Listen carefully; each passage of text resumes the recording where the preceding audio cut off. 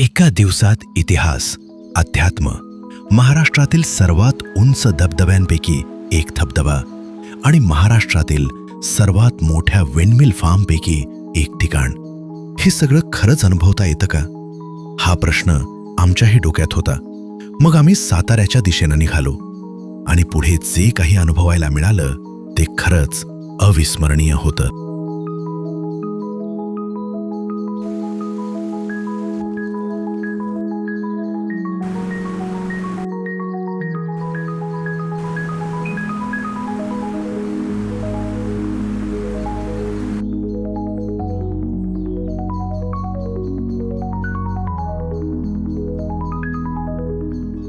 सकाळी लवकर पुण्यातून आमचा प्रवास सुरू झाला.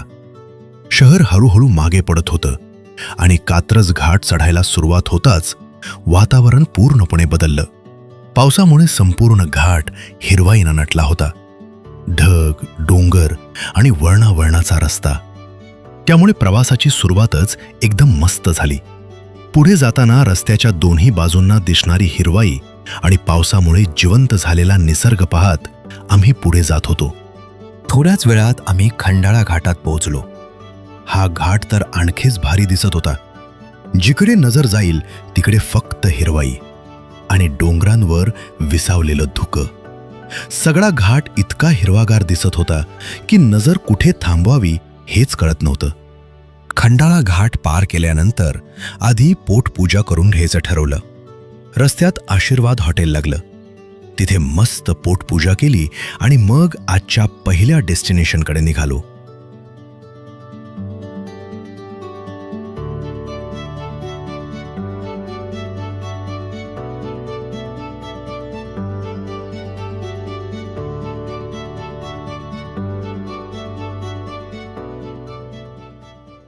थोड्याच वेळात आम्ही साताऱ्यातील लिंब गावात असलेल्या प्रसिद्ध बारामोटीच्या विहिरीपाशी पोहोचलो. खरं सांगायचं तर व्हिडिओमध्ये ही विहीर जितकी सुंदर दिसते त्यापेक्षा कितीतरी जास्त सुंदर ती प्रत्यक्षात दिसते. दुरून पाहिल्यावर तिचा अंदाजच येत नाही, पण जसं जसं जवळ जातो तसतसं तिचं भव्य रूप समोर यायला लागतं. संपूर्ण काळ्या दगडात बांधलेली ही अष्टकोनी विहीर आणि खाली उतरायला असलेल्या त्या दगडी पायऱ्या पाहिल्यावर त्या काळातील कारागिरांच्या कौशल्याचं खरंच कौतुक वाटतं. साधारण 110 फूट खोल आणि जवळपास 50 फूट व्यासाची ही विहीर इतिहासकारांच्या मते इसवी सन 1719 ते 1724 या काळात वीरूबाई भोसले यांच्या देखरेखीखाली बांधण्यात आली. त्यावेळी आसपासच्या शेतीला आणि विशेषतः आंब्यांच्या बागांना पाणी पुरवठा करण्यासाठी तिची निर्मिती करण्यात आली होती. या विहिरीवर त्या काळी तब्बल 12 मोटा बसवण्यात आल्या होत्या आणि म्हणूनच या विहिरीला बारामोटीची विहीर हे नाव पडलं. शेकडो वर्षांपूर्वी उभारलेलं हे बांधकाम आजही इतकं मजबूत आणि देखणं दिसतं. हे पाहून त्या काळच्या लोकांची दूरदृष्टी आणि अभियांत्रिकी कौशल्य किती प्रगत होतं याची जाणीव होते. थोडा वेळ तिथलं सौंदर्य मन भरून अनुभवत बसलो आणि मग पुन्हा आमच्या पुढच्या प्रवासाला सुरुवात केली.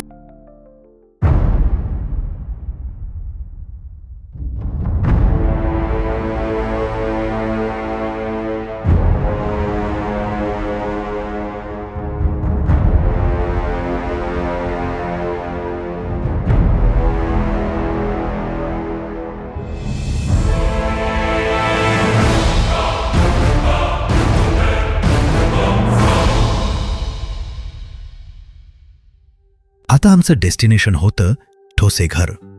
पण वाटेत दूरवरून एक भव्य गड नजरेस पडला. तो म्हणजे सज्जनगड. धुक्याच्या पडद्याआडून दिसणारा हा गड वेगळंच आकर्षण निर्माण करत होता. हा तोच गड जिथे समर्थ रामदास स्वामींची समाधी आहे. संतांच्या आणि सत्पुरुषांच्या निवासामुळे या गडाला सज्जनगड हे नाव मिळालं. पूर्वी मात्र हा गड परळी किल्ला म्हणून ओळखला जायचा. यावेळी आमचा प्लॅन गडावर जाण्याचा नव्हता, त्यामुळे आम्ही गाडी थांबवून लांबूनच त्या गडाचं दर्शन घेतलं आणि पुन्हा आमची गाडी ठोसेघरच्या दिशेनं निघाली. जिथे आमची वाट पाहत होता सह्याद्रीच्या कुशीत कोसळणारा एक भव्य धबधबा. सज्जनगड मागे सोडून आम्ही ठोसेघरच्या दिशेनं निघालो. आणि खरं सांगायचं तर या पुढचा रस्ता हा संपूर्ण ट्रिपमधला सर्वात सुंदर भाग ठरला. एका बाजूनं उभे असलेले डोंगर तर दुसऱ्या बाजूनं असणाऱ्या खोल दऱ्या, मध्ये वळणावळणाचा रस्ता, सतत पडणारा पाऊस आणि जिकडे नजर जाईल तिकडे हिरवाईचं साम्राज्य. तर दूरवर धुक्यात हरवलेल्या पवनचक्क्या पुढे काय पाहायला मिळणार आहे याची उत्सुकता वाढवत होत्या. प्रवास सुरू असतानाच रस्त्याच्या कडेला डोंगराच्या नैसर्गिक गुहेत एका दादांनी छोटंसं दुकान टाकलेलं दिसलं आणि आमचं लक्ष तिकडे गेलं. बाहेर पाऊस कोसळत होता आणि अशा वातावरणात गरमागरम मॅगी आणि फ्राय केलेल्या कॉर्नचा मोह आवरणं अशक्यच होतं.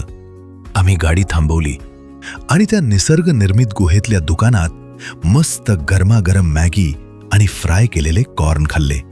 बाहेर पडणारा पाऊस, समोर पसरलेला हिरवागार निसर्ग आणि हातात गरमागरम मॅगी. काही वेळ तिथेच थांबल्यानंतर आम्ही पुन्हा ठोसेघरच्या दिशेनं निघालो. काही वेळातच आम्ही ठोसेघर धबधब्याच्या पार्किंगमध्ये पोहोचलो.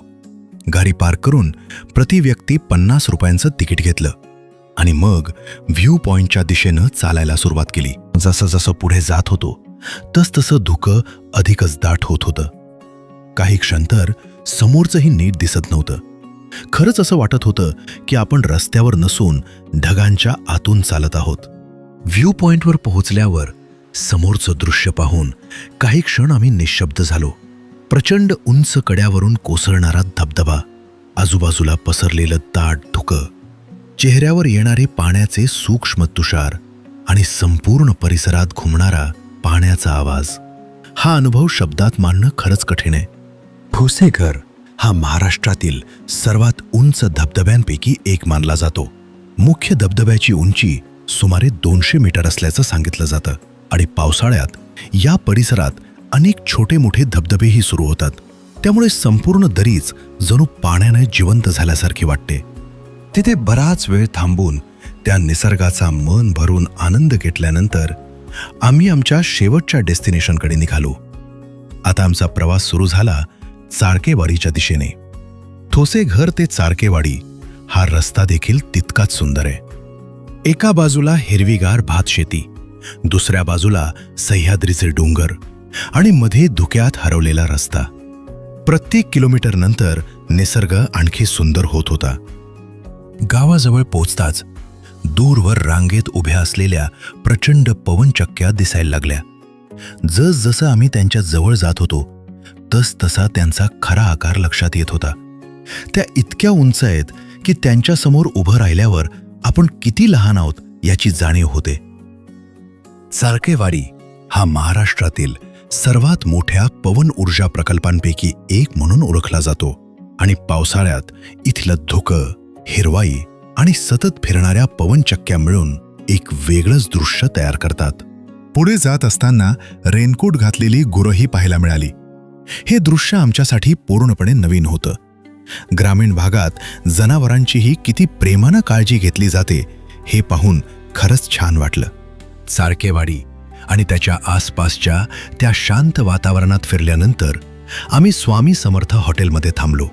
बाहेर अजूनही रिमझिम पाऊस सुरू होता.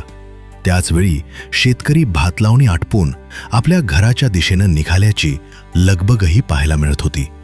एकीकडे पावसात भिजलेली शेती आणि दुसरीकडे दिवसाचा शेवट करून घरी परतणारी माणसं. ते दृश्यही मनात घर करून गेलं.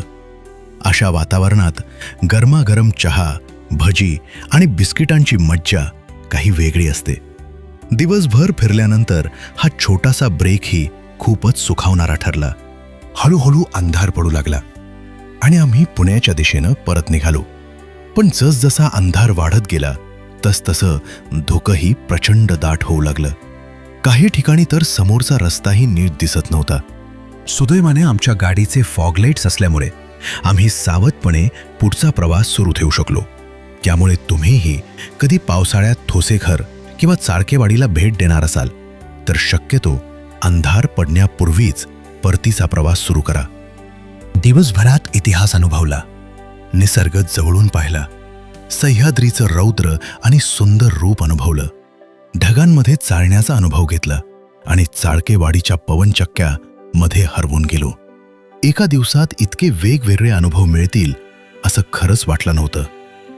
तुम्हीही पावसाळ्यात एक दिवसाची भन्नाट रोड ट्रिप करण्याचा विचार करत असाल तर साताऱ्यातील ही ठिकाणं नक्की तुमच्या यादीत असायला हवीत. व्हिडिओ आवडला असेल तर लाईक करा. कमेंट करून तुम्हाला या ट्रिपमधलं कोणतं ठिकाण सर्वात जास्त आवडलं ते नक्की सांगा. आणि महाराष्ट्रातील अशीच सुंदर, ऐतिहासिक आणि भन्नाट ठिकाणं पाहण्यासाठी आवर पुणे सिटीला सबस्क्राईब करायला विसरू नका.